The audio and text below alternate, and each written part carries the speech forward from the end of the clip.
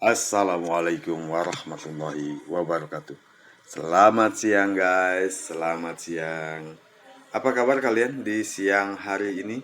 Gua harap kalian dalam keadaan sehat walafiat, tidak kurang suatu apapun. Dan bagi kalian yang sedang sakit, gua doakan semoga cepat sembuh agar kita bisa sama-sama pantau perkembangan cryptocurrency. Ya, dan seperti biasa juga, bagi kalian yang baru menemukan channel kecil dan tidak bermanfaat ini, jika lo suka, klik tombol like and subscribe-nya. Nyalakan lonceng notifikasinya agar kalian selalu mendapat update terbaru dari gua terkait dengan cryptocurrency.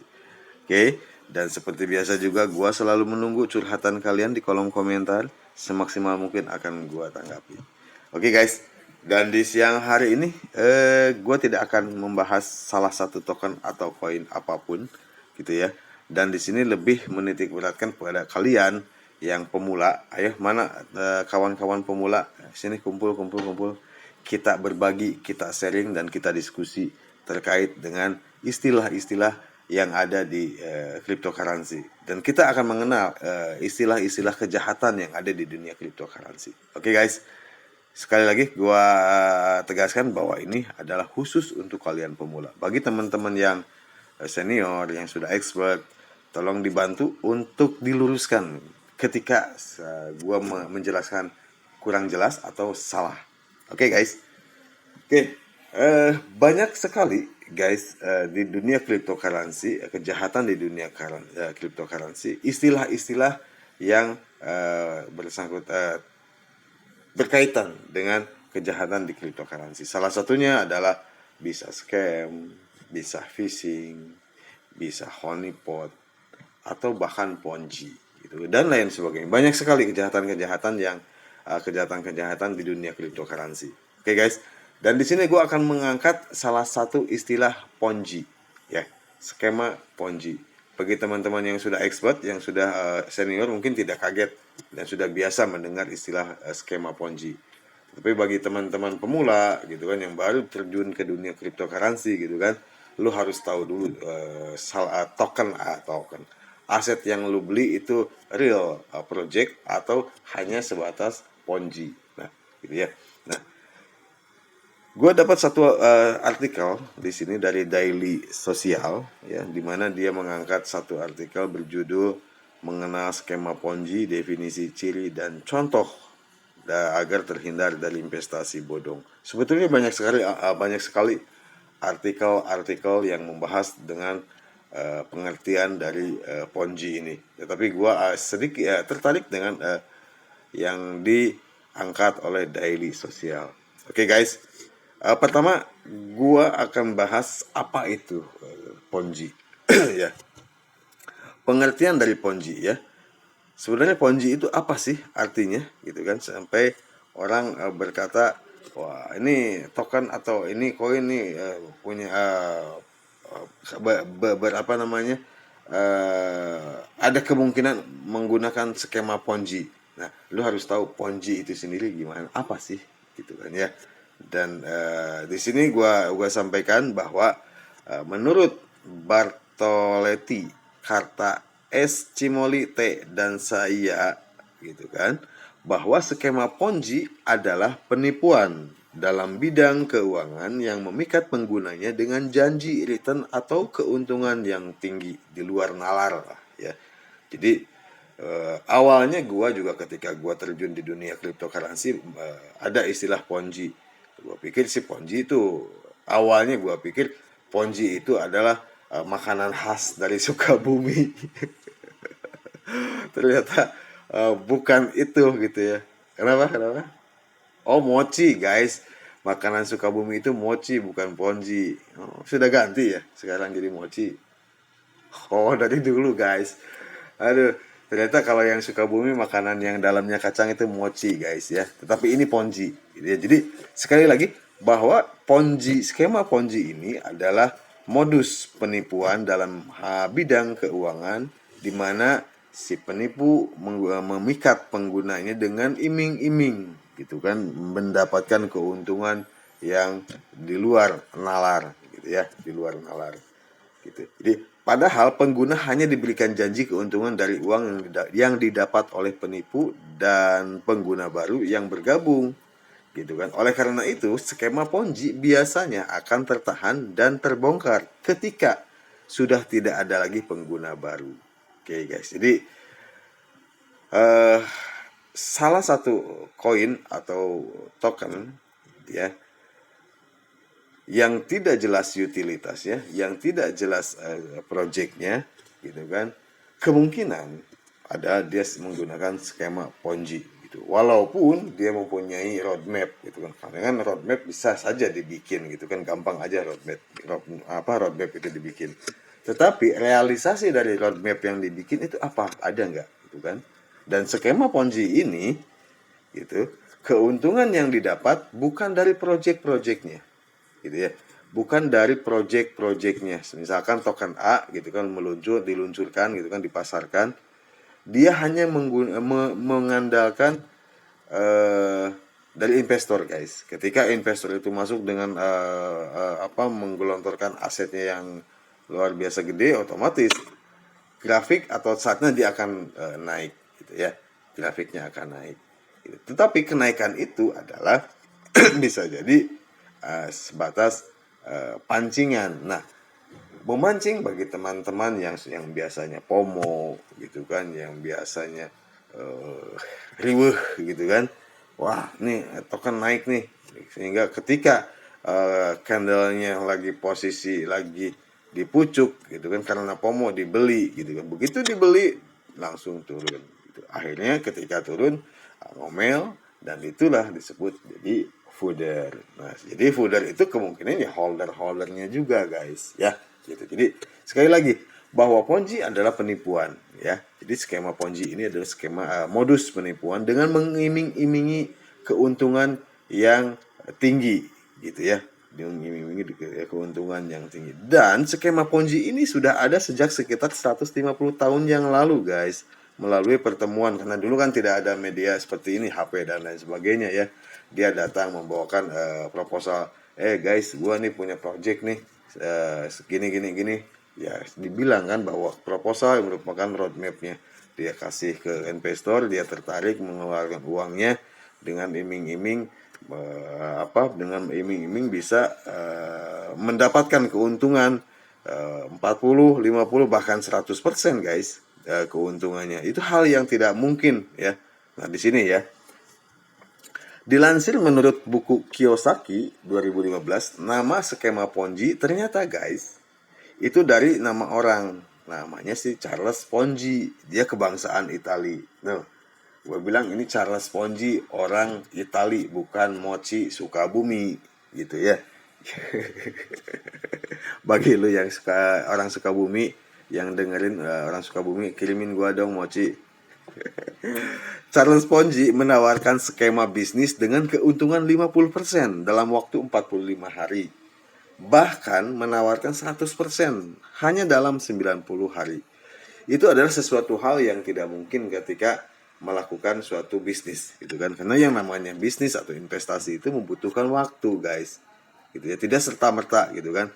Lu tahu Indomie kan? Indomie instan, di sana tulisan instan. Tetap kan nggak lu makan sekaligus kan? Ada prosesnya, lu harus masak dulu. Walaupun di sana tulisannya instan. Nah, proses masak itu adalah sebagian dari proses sebelum dimakan, gitu kan? Jadi sekecil apapun pasti ada prosesnya. Dan sekecil apapun juga investasi atau pekerjaan pasti ada resikonya, gitu ya. Jadi ketika lu mendapatkan tawaran investasi apapun itu gitu kan, dengan diiming-imingi mendapatkan, lu dapat nanti keuntungan 50% atau 100% dari modal yang lu tanamkan dalam sekian hari gitu kan. Itu hal yang tidak mungkin dan itu jelas-jelas bodong. Lu jangan pernah ikutan seperti itu. Dan modusnya biasanya dia tiba-tiba mengirimkan salah satu salah satu pesan, entah itu lewat tele, entah itu lewat Twitter, langsung ke pribadi ya guys. Jadi ketika ya, mungkin beberapa teman-teman pernah mengalami seperti itu, kita tiba-tiba di tele gitu kan ada muncul namanya yang gak jelas, di sana menawarkan mengenalkan bla bla bla bla bla, terus di sana juga akhirnya ujung-ujungnya menawarkan dan memberikan link. Nah, lu hati-hati, jangan lu coba-coba klik link yang nggak jelas. Jangan pernah coba-coba ya. Halo pemula, masih ada pemula? Halo?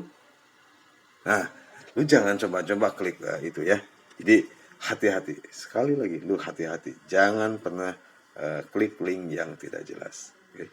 Jadi sekali lagi bahwa skema Ponzi adalah salah satu kejahatan di bidang keuangan.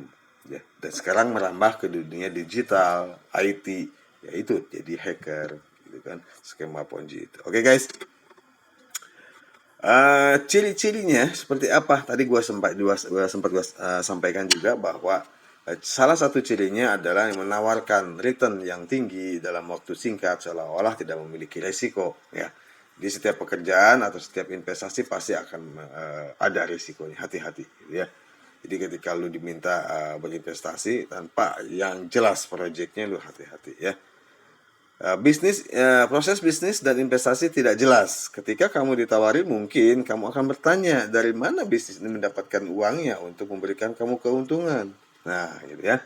Jadi ketika lu disodorin proposal, diajak, lu tanya proyeknya apa gitu kan. Terus kalau misalnya proyeknya tidak ada, lu bisa ngasih keuntungan ke gua segede ini dari mana duitnya? Kalau bukan dari investor-investor yang lain, ya, gitu.